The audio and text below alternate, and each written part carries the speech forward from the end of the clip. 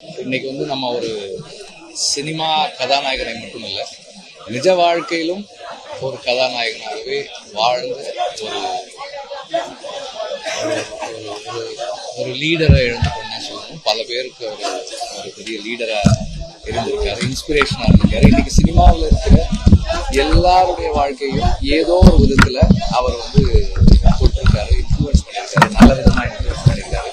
நாம் அவரோட நேரடியா பழகி இருக்கிறோமோ இல்லையோ, சினிமாவில் இருக்கிற ஒவ்வொருத்தரும் இன்னைக்கு அவரால் ஒரு நல்ல நல்ல விதத்துல